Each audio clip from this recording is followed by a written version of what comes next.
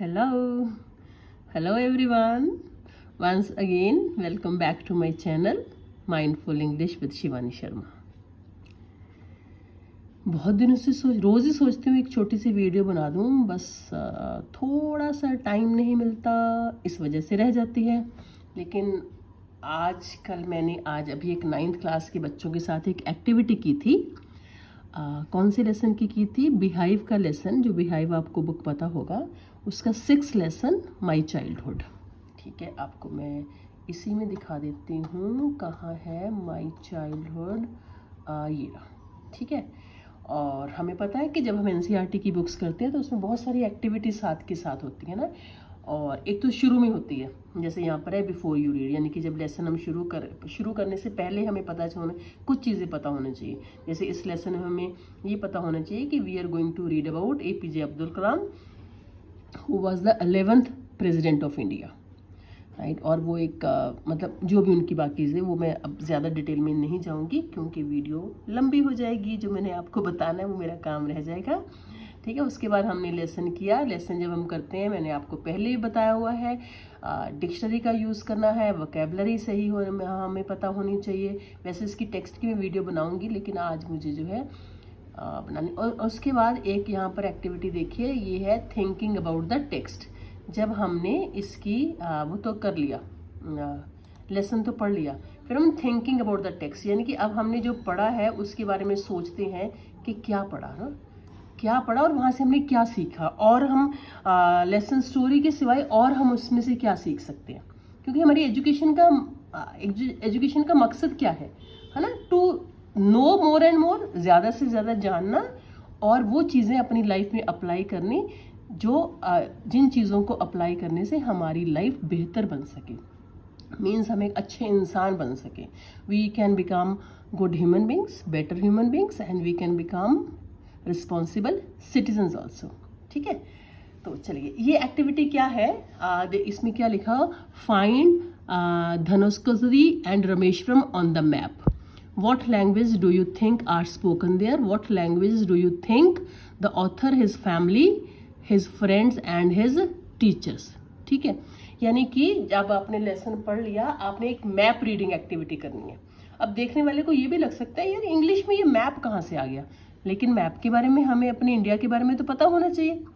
तो ज़रूरी नहीं कि ज्योग्राफी करते हुए, चलो ठीक है। तो हमने क्या करना है, एक मैप लेके, यहाँ पर आपको बताया हुआ है, तो रामेश्वरम और धनुष्कोडी जो है चेन्नई, ये जो इन एरियाज के देख रहे हैं कहाँ पर लोकेशन इनकी। और आप अगर ये वाला पार्ट देखेंगे इसका, इसको मैं करती हूँ थोड़ा सा जूम।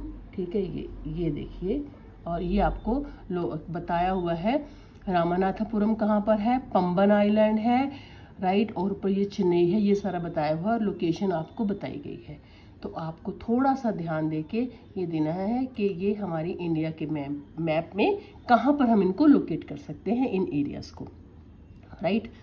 और जब हम करेंगे तो पढ़ेंगे, हमें चेन्नई के बारे में और भी बहुत कुछ पता चल गया, वहाँ के कल्चर के बारे में, बिफोर इंडिपेंडेंस कैसा कल्चर था, बाद में कैसा है। We can know a lot about the development और the changes of that area also. ठीक है, और अब इसके सिवाय मैं आपको यहाँ पर क्या बताना चाहती हूँ, what languages do you think are spoken there. ठीक है, आपको क्या लगता है कि वहाँ पर कौन सी लैंग्वेज बोली जाती हैं। So that means we are using passive voice here. तो कई बार मैंने क्या देखा है, बच्चे क्या करते हैं, जब क्वेश्चन आंसर लिखते हैं उसमें पैसिव वॉइस का यूज़ करते टाइम बहुत सारी मिस्टेक्स कर देते हैं।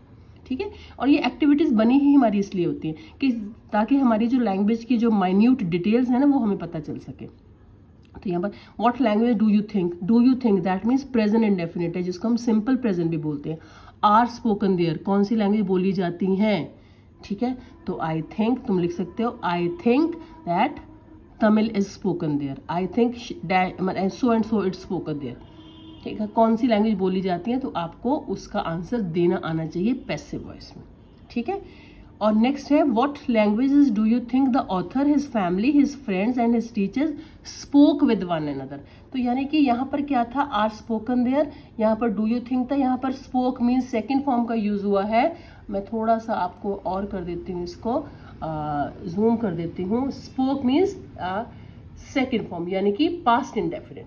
तो यहाँ पर जब आप लिखोगे तो आपको ये होना चाहिए, I think that the author, his family, his friends and teachers spoke Tamil as well as Hindi also. मैं ये एक आइडिया बता रही हूँ, अब मैं आपको मेन लैंग्वेज के बारे में नहीं बता रही, मैं आपको प्रेजेंट इंडेफिनिट की पैसिव वॉइस और पास्ट इंडेफिनिट की पैसिव वॉइस के बारे में बता रही हूँ। जब भी हम पैसिव वॉइस कोई भी करेंगे, पैसिव वॉइस में एक ऑब्जेक्ट होना ज़रूरी है, ठीक है। और कई बार जो होता है ऑब्जेक्ट हमारा हिडन होता है, that means Tamil is spoken in Chennai, ठीक है, सपोज ऐसा कहा जाता है। तो ऑब्वियसली कोई भी लैंग्वेज है तो उसको लोगों के द्वारा तो बोला जाएगा, तो that means what will we say, Hindi is spoken by Indians, right. English is also spoken by Indians, by people, right.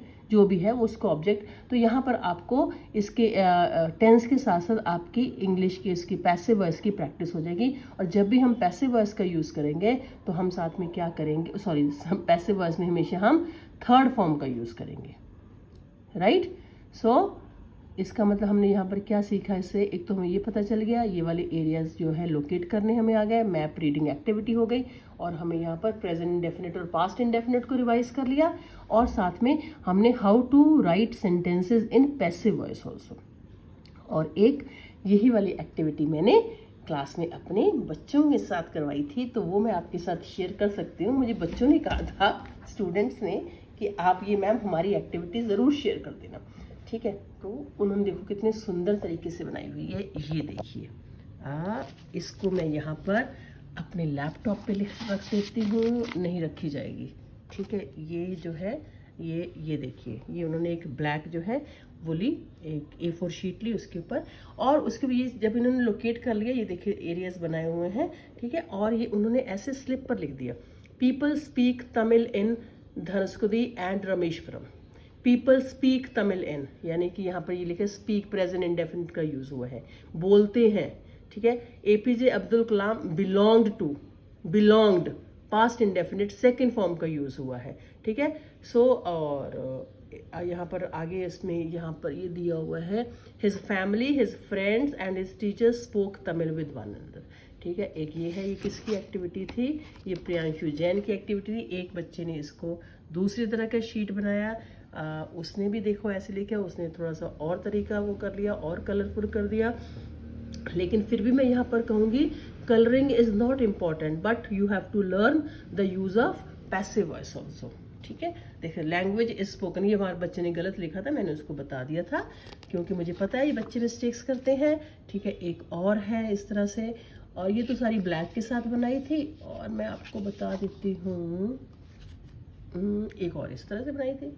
यहाँ पर देखिए, यहाँ पर भी लिखा हुआ Tamil language is spoken there by people, तो ऑब्वियसली बाय पीपल। तो ये वाली मैंने बात की थी कि जो ऑब्जेक्ट होता है वो आपका हिडन होता है कई बार, ठीक है। और इस तरह से आप इन एक्टिविटीज़ के थ्रू जो है आप बहुत कुछ जो है सीख सकते हैं, ओके। सो मुझे लगता है कि I could do justice with this activity. मैंने अपनी तरफ से पूरी कोशिश की है कि आपको ये समझ आ जाए, ठीक है। और मुझे लगता आगे होगी। And please, if you are liking my videos, and I am sure you are liking my videos, right, so you can share my channel with others also, so that others can also get benefits, okay. So take care, bye bye, thank you so much, thank you.